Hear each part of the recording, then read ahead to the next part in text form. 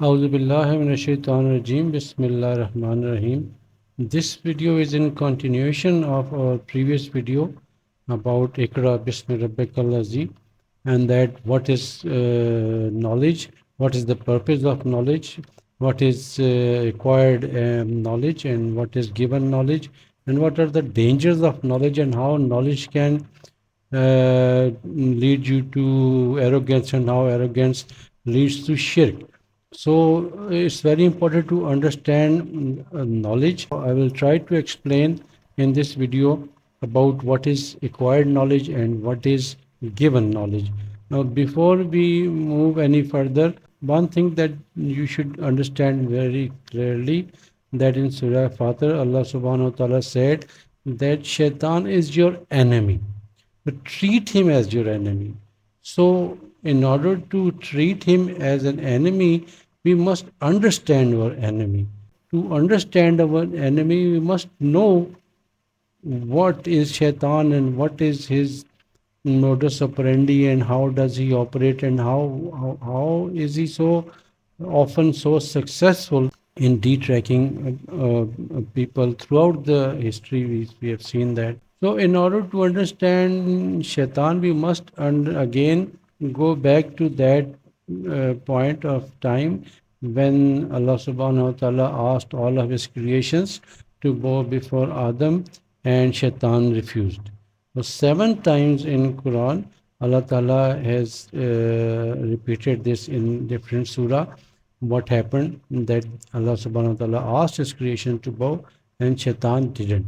So to understand what made him not to bow, we must understand what was the basic disagreement, or what was the thing that he did not agree to that made him not to bow before Adam. One of the things that we do know is that Shaitan was actually claiming his superiority over the basis of the element of his creation.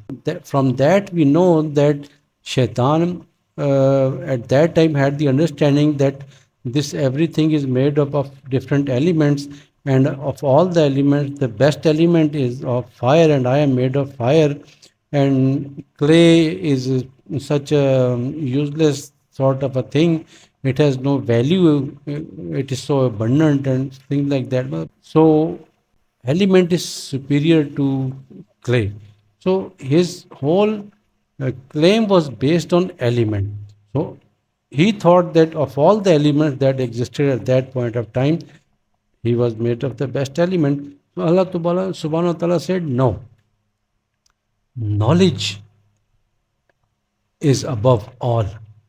I am all knowing, and I have given Adam the knowledge. So knowledge is above all. So Shaitan was taken by surprise, and like he said, seriously, I didn't know that. I didn't see that coming. Never crossed my mind that any such thing existed. Allah subhanahu wa ta'ala said, no, knowledge is superior to everything. Against that, all the angels also accepted this, and they understood the divine weight of knowledge when Allah Ta'ala asked questions to Adam, and then asked everybody else to answer them, and they couldn't. And even the angels said that we know what you have told us to the extent of the knowledge you have given us. What are you asking us right now? We don't know that. But Allah subhanahu wa ta'ala said, I have given it to Adam. I have given him all the names. I've taught him all the names. So angel said, okay, this is very logical and very understandable, and knowledge is superior to everything, because Allah subhanahu wa ta'ala said that I am all knowing. I am all knowing. And knowledge I have given to him, not I am all knowing, but I am giving part of that to this new creation of mine. So I have crowned him with the crown of knowledge. So I have made him Ashraf al-Makhluqat on the basis of knowledge that I have given him, and to me, because knowledge, Allah subhanahu wa ta'ala said, is superior to everything, and we know that knowledge is the basic thing that connects you with your creator. That is as simple as that. So after all that scenario, and now that the Shaitan was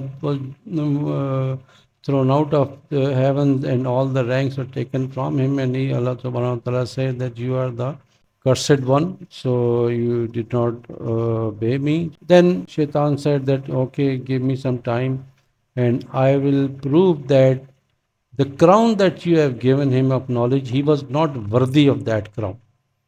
So the whole struggle, the whole fight, the whole conflict from then on is that he wants to influence your crown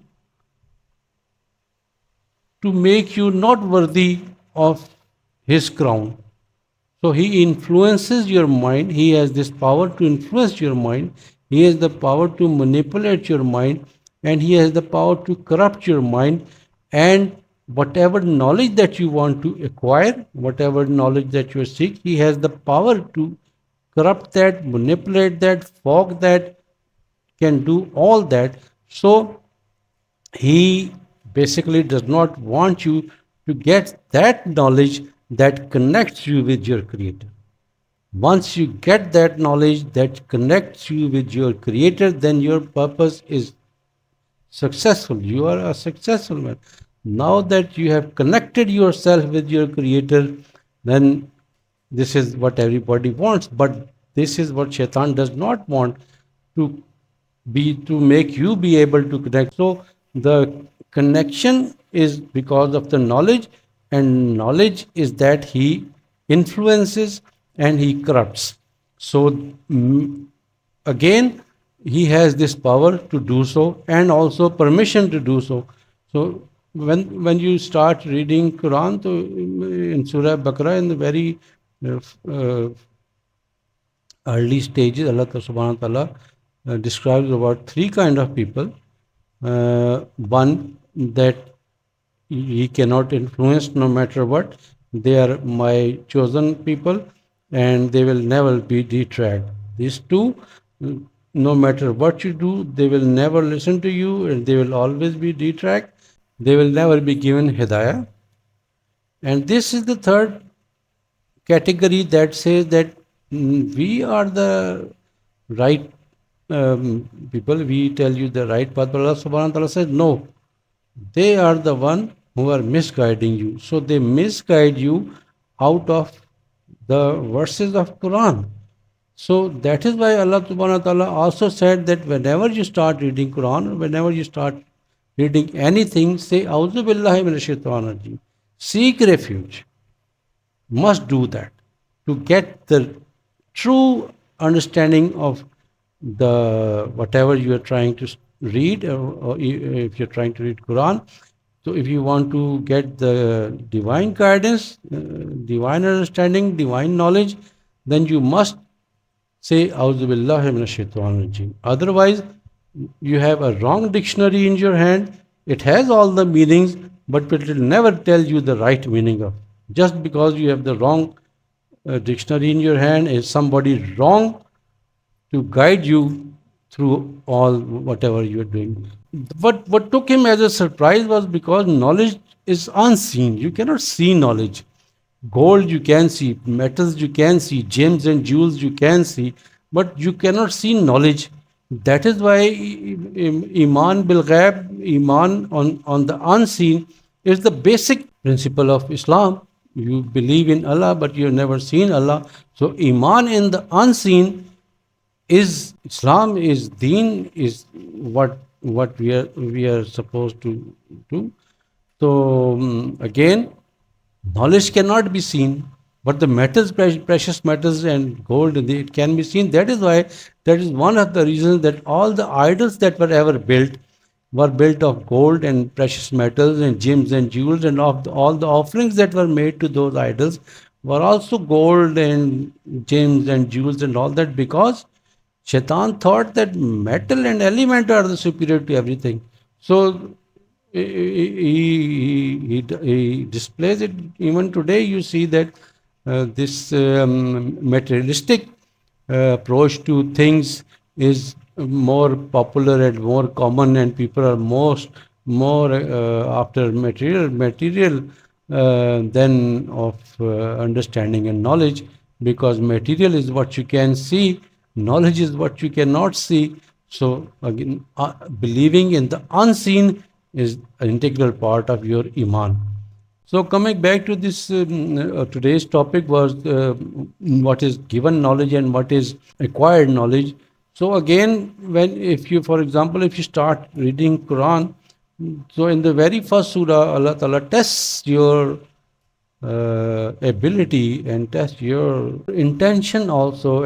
Allah Ta'ala tests your focus also. In the very first surah, when you say, A'udhu billahi minash shaitan rajim, Bismillah ar-Rahman rahim, Alhamdulillahi Rabbil Alamin. So again, in many places, this Bismillah Rahman Rahim has also been made a point of disagreement, that whether it is part of Surah Fatir or not. Definitely it is, and I will tell you in another video how it is the very integral part of Surah Fatir and why it was taken out of Surah Fatir.